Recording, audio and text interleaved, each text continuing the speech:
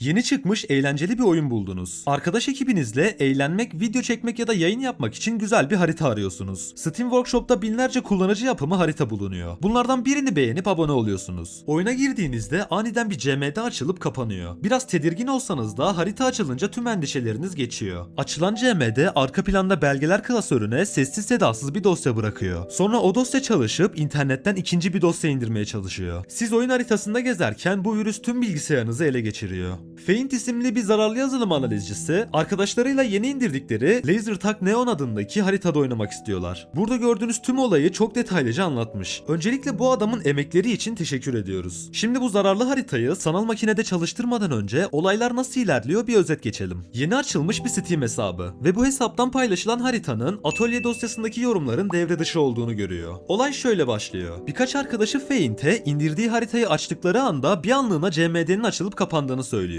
CMD kapanınca hiçbir şey bozulmadan devam etti. Oyunumuz açıldı, normal bir şekilde oynadık. Feint ise Steam'in arka plan işlemidir deyip oyuna dönmektense bunu araştırmaya karar veriyor. Atölye dosyasının içeriğine baktığında her şey olması gerektiği gibi. Anormal hiçbir şey görünmüyor. Buradaki dosyalarda şüpheli bir şey olsaydı Steam bu workshop'u onaylamazdı. İşte Feint burada şöyle düşünüyor. Dosya uzantıları sonradan değiştirilmiş olabilir. Yani normalde .exe olan bir dosyayı .pack olarak değiştirirseniz sanki gerçekten Unreal Engine'den çıkmış gibi görünebilir. Dosyanın sadece uzantısını değiştirmek dosyanın yapısında hiçbir değişiklik yapmaz. Tekrar eski uzantıya döndüğünüzde sorunsuz çalışır. Bu yüzden dosyaların başlıklarına bakmaya karar veriyor. Eğer başlıkta PA ya da MZ görürse bu gerçekte bir exe dosyasıdır. Aynı şekilde ELF başlığını görürse Linux, zip de bildiğimiz zip dosyasıdır. Tek tek araştırmaya başladığında bunların zararsız dosyalar olduğunu görüyor. Şu gördüğünüz değer .utok dosyalarının başında olması gereken, bu ise pack dosyalarının sonunda olması gereken değer. Ve bu dosyalar bunları sağlıyor. Demek ki asıl zararlı yük oyunun çalışma esnasında tetikleniyor. Bakın buraya dikkat edin. Asset registry.bin dosyası Unreal Engine'in meta dosyasıdır. Kodlar obfuscate edilmediği sürece insan gözüyle okunabilir. Eğer aramızda Unreal Engine ile oyun yapanlar varsa blueprintlere hakimlerdir. Bunlar kod yazmadan düğümleri birbirine bağlayarak oyun yapmanızı sağlayan sistemlerdir. Mesela Player Start ya da Point Light gibi nesneler oyunun içindeki hazır C++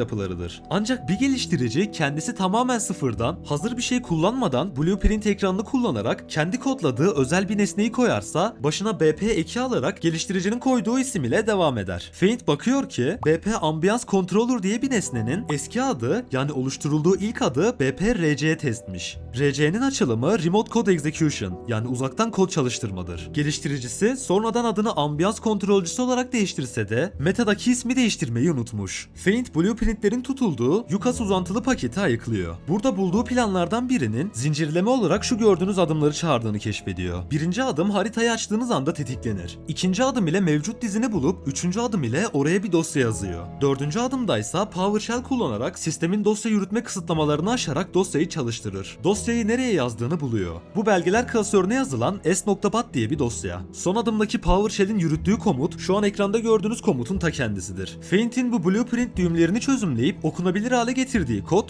batch diline çevrildiğinde şu şekilde görünüyor. Burada videoyu durdurup bu kodu anlamaya çalışabilirsiniz. Çünkü bu gerçek bir zararlı yazılımın çözülmüş kodu. Bu kod çalıştığı anda Alt-Z adında bir değişkenin olup olmadığını kontrol eder. Eğer yoksa ki haritayı ilk açtığınızda hiçbir şey olmadığı için if bloğunun içine giriyoruz. İlk olarak Z'yi 1 olarak ayarlıyor. Sonra kendisini küçültülmüş bir şekilde tekrar başlatarak mevcut siyah CMD ekranını kapatır. Makalenin başındaki haritaya girer girmez açılıp kapanan CMD durumu tam olarak budur. Kendini küçültülmüş olarak tekrar başlattığında artık Z parametresi tanımlı olduğu için else bloğuna giriyoruz. İlk iş hidden parametresiyle görünmez bir PowerShell başlatır ve bypass yetkisiyle sistemin güvenlik politikalarını atlatır. Daha sonra şu gördüğünüz adresten steamb.bat dosyasını indirip geçici temp klasörüne kaydeder. En son bu indirilen zararlı dosya çalıştırılır ve exit ile çıkış yapılır. Feint makalenin devamında bu dosyanın sunucudan 404 yanıtıyla döndüğünü, dolayısıyla analize devam edemediğini belirtir. Şimdi gelin beraber bu zararlı s.bat dosyasını sanal makinemizde bir çalıştıralım. Dosya açılır açılmaz hemen altta istek attığı sonucuyu görüyoruz.